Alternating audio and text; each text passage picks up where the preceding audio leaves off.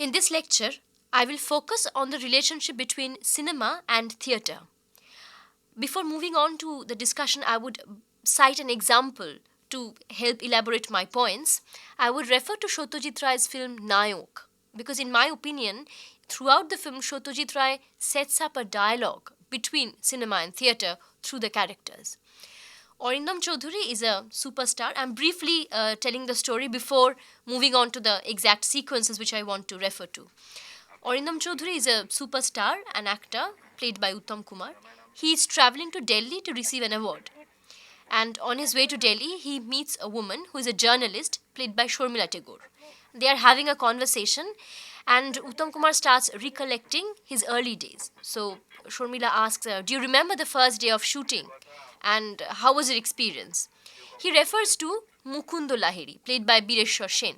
Now, Mukundo Lahiri, as has been shown, is a famous theatre actor and who is a famous film actor as well. On the very first day of shoot, when Arindam was shooting for the role of Brojeshwar in Devi Chaudhurani, they are standing, the shooting has begun. Mukunda Lahiri is playing his father. He's sitting, he's a bit perturbed. Arindam walks in and they start talking. Arindam responds in a soft voice. So Mukunda Lahiri just interrupts the whole shooting and he says that, "Is this a way to talk?" And Arindam answers, "Well, I think in those days people do not used to talk to their father in a very soft voice." And he gets a very bad scolding because Mukunda Lahiri would tell him that, "Yes, but this is not a way to talk because you are not paying attention to your voice. It has to be said more loudly." দেবী সিংহের কৃপায় আমার নামে গ্রেপ্তারি পরোয়ানা জারি করা হয়েছে, জানো বোধ হয়? জানি। অতএব অর্থের প্রয়োজনটাই এখন অত্যন্ত জরুরি, সেটা বুঝতে পারছো নিশ্চয়ই। এ বিষয়ে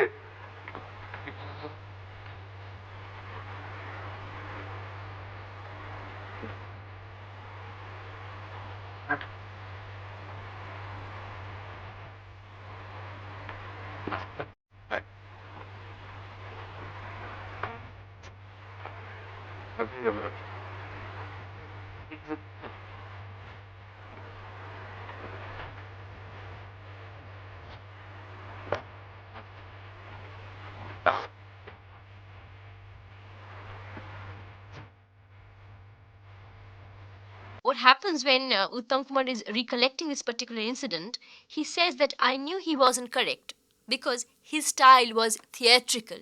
It was an old school style of acting. Cinema acting is different." There's another sequence where Arindam is having a conversation with his dear friend Jyoti, played by Nirmal Ghosh, and who will become his secretary later in the film. It's a night before the release of Arindam's first film, and he's very, very tensed, and they're having a drink.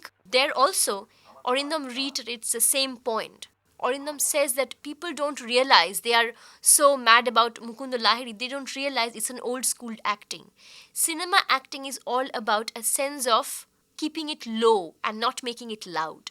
Theatre is more pronounced, more articulate. এরা এরা কিরকম জানিস, এদের কাছে চরিত্র ফরিত্র বলে কিছু নেই। তুই যে কোনো পার্ট দে, যে কোনো পার্ট ওই এক ছাঁচে ফেলে দেবে, আর সেই এক কণ্ঠস্বর, এক অভিনয়, এক ম্যানারিজম। হ্যাঁ, পাবলিক হয়েছে সেই রকম। মুকুন্দ লাহিড়ী, আহা কি অভিনয়, কি কণ্ঠস্বর! আরে দূর দূর দূর, এটা কোনো ফিল্ম অ্যাক্টিংই নয়। ক্যামেরার সামনে অতি অভিনয় চলে না, একটু বাড়িয়েছো 10 গুণ বেড়ে যাবে। These kind of sequences, we get an idea about the relationship, the antagonistic relationship between cinema and theatre. So I would now elaborate what do we mean by this theatricality versus what is cinematic, what is required by cinema. Neil Siniat has a very important book which is called Filming Literature, The Art of Screen Adaptation, and he has a chapter on theatre and cinema. He sets up the differences, he mentions all the differences between the two medium. He begins by saying that cinema is movement, theatre is stasis. Why does he say so? Now, in case of theatre, all the incidents take place within a fixed space. When we go to watch a theatre in a particular theatre hall, it's the same stage. There are definitely scene changes. What happens, people change costume, the lights are switched off, directors go into complete blackout, they reintroduce the next scene because you change props, you change settings. The next scene comes up with a different set of lighting. So as an audience, we get to understand that the scene is changing. We are moving to another space, but actually it's the same fixed space which is constantly altered by changing the props or the lighting and the costumes. Cinema is different. Cinema, what happens in case of cinema, cinema can move across different spaces. Now, one way of understanding this is in cinema we can travel to the actual location. For example, if I want to shoot in a marketplace, I can go into the marketplace and shoot. And from there on, if I want to come back to an indoor to show somebody's drawing room, what I can do, the first shot can be of the marketplace, we can come back to the drawing room, and this is how, by alternating between the two spaces, when the two spaces are joined through editing, we get a sense of we are moving across the two space. Sometimes within the film studios, the sets are built up. So we have got different sets, a drawing room, a market, and so on and so forth. In each of the sets, each sequence or different shots are taken. It is through editing, all the spaces are sutured. As an audience, I get the feeling of a different kind of mobility, that I am actually traveling with the character, with the film, across different space. In case of cinema, in case of theatre, such mobility is not allowed. You cannot go out of the theatre hall. It has to be performed within the stage. We can see the use of revolving stage, especially in case of musicals, but there also what happens is that when a particular action is taking place in front of our eyes, the stage revolves, we get to see another set of props, another set of lighting, and another set of characters, and the second action takes place. When the action ends, the stage revolves once again. So though the stage is revolving, we can see it revolving, we can get a sense that it is built up. We cannot go out of that given space and time. I've already mentioned about the use of time and space in cinema in the previous lecture. Let me reiterate here and to show what happens between theatre and cinema. In case of cinema, flashback and flash forward, as I've explained, are the devices through which we can move back and forth in time. In case of theatre, it has to be a verbal cue. For example, some characters would say that I was thinking about those days, and then you go on to show the incidents of the past. How do you go back? It is often shown by zonal lighting. So what happens? A particular part of the stage is lit. The rest of the stage is kept in dark. So the character who is recollecting the past incidents would say that I was thinking, or this is 5 years back, and I'm thinking about those incidents. And he says the dialogue that he's supposed to.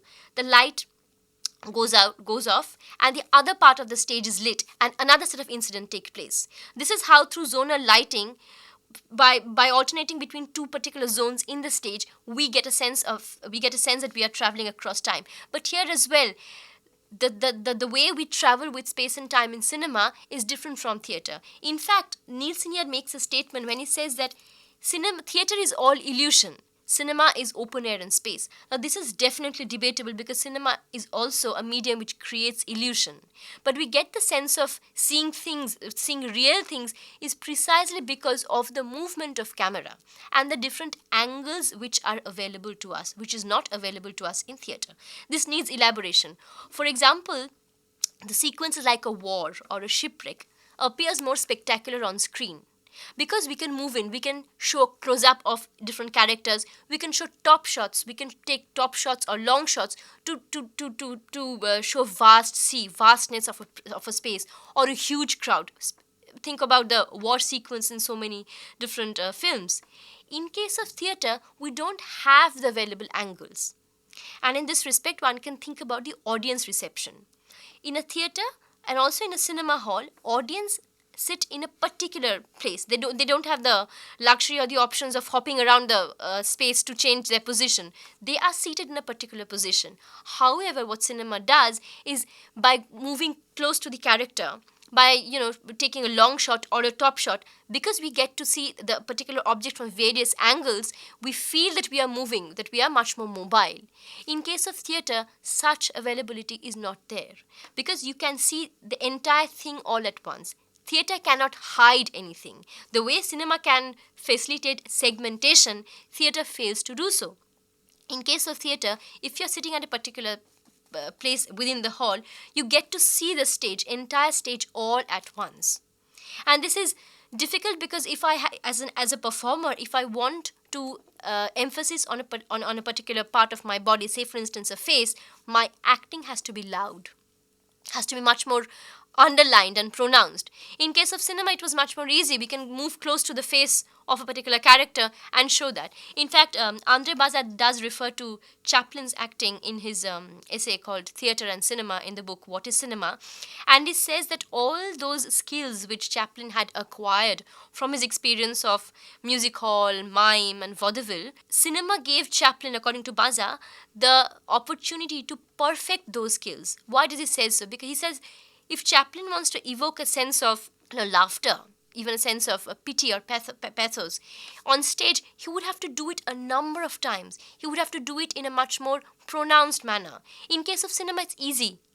A close-up can do the job much more easily for him. So this is how cinema and theatre are different in time of their experience of time and space they offer to the audience, in the way they require the actor to perform, because we often come across the statement like his acting was too theatrical while watching a film. What do we mean by when we say it's that loudness? It's too much, over the top. That is not called for in cinema. So this makes us understand that what is virtue in case of theatre might be a weakness for cinema. Something that Aurinder was mentioning when he was talking to his friend. He said it's not film acting at all.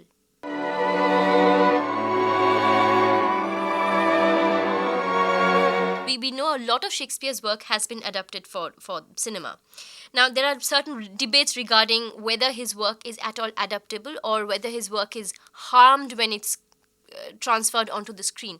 There's an important book by Douglas Broad called Shakespeare into Movies from the Silent Era till Today, where he sheds light upon all these different kind of debates.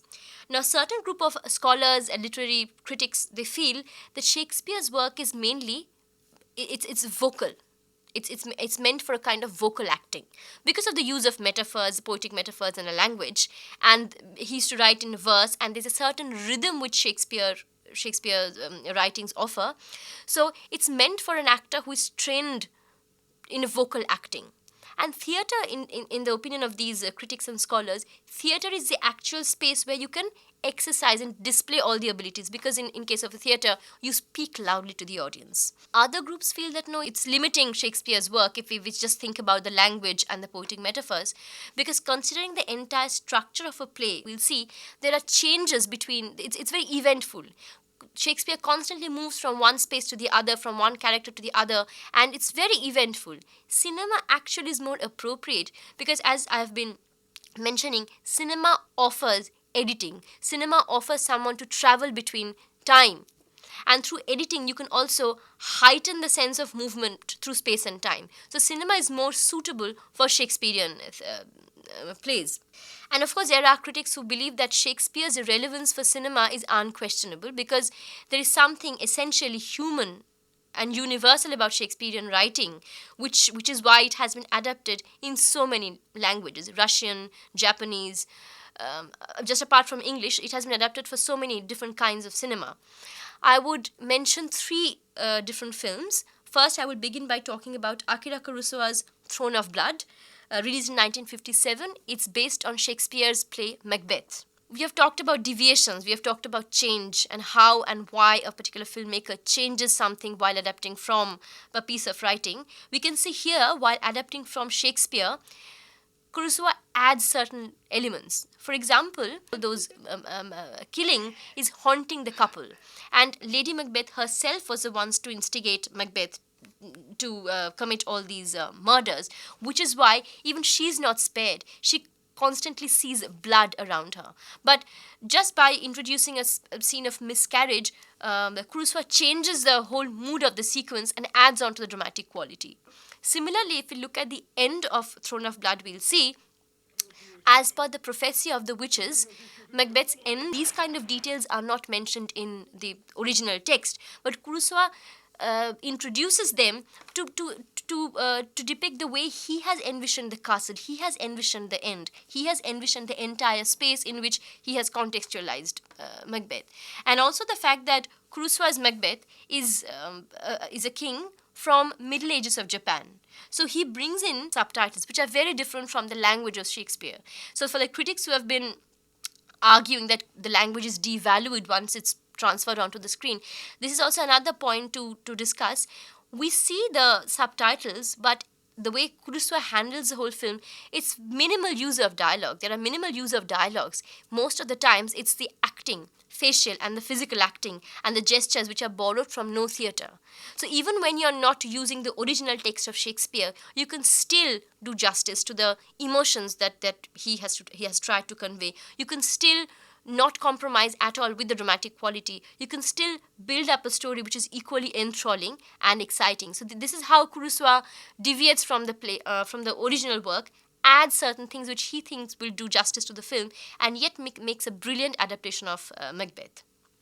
In this context, I can also mention Vishal Bhardwaj's film Maqbool. Vishal similarly administers certain changes within his film. To begin with, Lady Macbeth is the same character as Duncan's wife. So we don't have a separate person playing Lady Macbeth. Her character is called Nimmi, it's played by Tabu. Duncan is called Abbaji, played by Pankaj Kapoor. And Maqbool is Macbeth, played by Irfan Khan. The whole story, in case of Maqbool, is contextualized in Bombay. It talks about underworld, gang rivalry, all of that.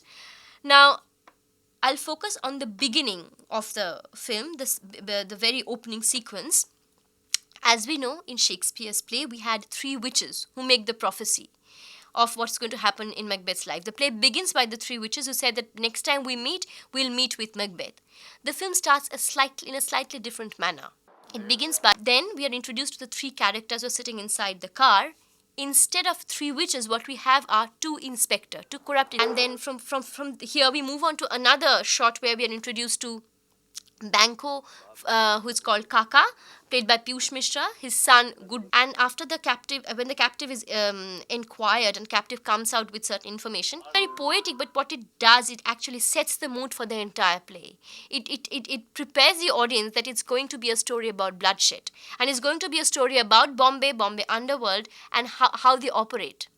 And also, the Purohit, Nasiruddin Shah, asks that, can you tell us what's going to happen to Bombay? Who is going to take charge of Bombay?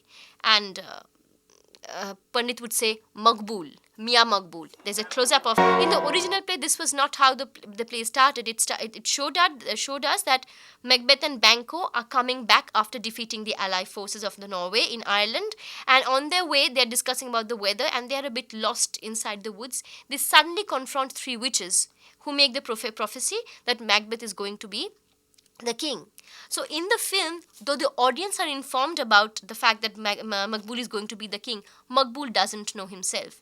Maqbool and Macbeth will come to know about it much later in a different sequence. So these are the liberties which a filmmaker can take, but in context of the entire film, we can see why such liberties are taken. Because it's a crime thriller. It's an underworld film. It's a crime thriller. We are given a kind of a signal, a prologue as to what's going to happen next. And this is how the entire film progresses. Concluding point in this discussion would be the use of soliloquy. Now, soliloquy is a very special feature in Shakespearean writing where the characters speak to themselves. So what happens is that the characters on stage, they move towards the audience. They come forward, move after the apron stage, and they behave as if they are talking to themselves, as if no one else can hear them. Of course, the audience has to hear what they are saying. So soliloquies form a very important part in Shakespearean plays, and there are some very famous soliloquies. In case of cinema, filmmaker can take the liberty and change the soliloquy into an internal monologue. And I'm thinking about Kozintsev's Hamlet, and To Be or Not to Be, this particular monologue, which is very, very famous in Hamlet. He transforms the soliloquy into an internal monologue. So what we find is that Hamlet standing, and he's thinking to himself, he's not speaking out the dialogue. It comes up as a voice-over. We can only see his face. In fact, sometimes the face is not shown. Hamlet is shown to be standing amidst a vast sea, stone and open sky. It's a rough sea. He's standing there and thinking. Sometimes we can just see the back of the character. We can't even see the face. Быть или не быть? Вот в чем вопрос. Достойно ли смиряться под ударами судьбы? Или надо оказать сопротивление и в смертной схватке с целым морем бед покончить с ними? Умереть. Now, had it been in theater, we would have loved to see the face of the actor, because soliloquy is a space where the actor can, display all his acting skills and vocal skills as he comes up to the audience and speaks the soliloquy.